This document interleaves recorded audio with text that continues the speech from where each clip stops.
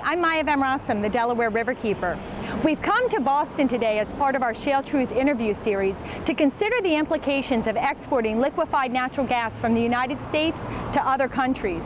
There's mounting evidence to demonstrate that engaging in LNG exports is harmful to the U.S. economy and to our environment. I'm going to be speaking with Dr. Elizabeth Stanton, Senior Economist with Synapse Energy, a consulting firm that considers energy and environmental issues. Dr. Stanton is also a research fellow at the Global Development and Environment Institute at Tufts University. In terms of their NERA's finding that there would be economic benefits in the United States if there were LNG exports beyond the jobs issue,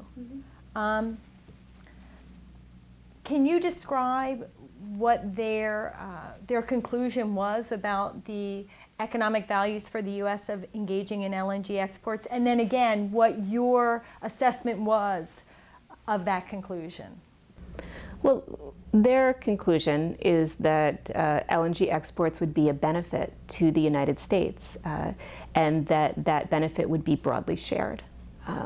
But in fact, the benefit is very narrowly confined to one industry, which is the natural gas industry. And all of the other industries would actually lose in terms of having lower economic value. And NERA, I think, feels comfortable in saying that that's a win for the United States for two reasons. One, that the gains by the natural gas industry are larger than the losses by all the other industries, and so they just add the two together and come up with a positive number and say that that's good for the United States. But they're also making the assumption that the shareholders in the businesses that are in that one industry, in that LNG exporting industry that's going to be affected, that those shareholders are somehow all of us, that we can assume that we are all shareholders in those businesses. It's not a very accurate assumption for the United States. Stock ownership is not broadly shared.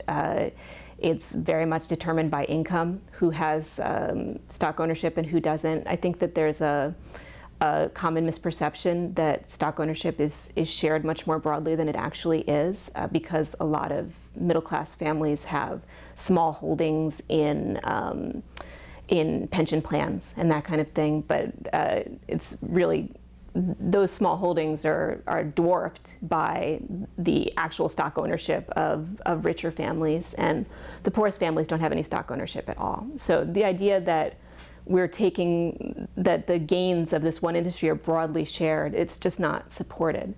They also make the assumption in their analysis that all of the gains from that stock ownership, it's going to be held within the United States, which again, it's just not accurate. The companies that are applying for, or the set of companies that were applying for LNG export licenses, about 9 months ago when we were looking at this, were about 30% foreign owned and 70% US owned, but the US ones were mostly publicly owned, where stock ownership could be from anybody in the world.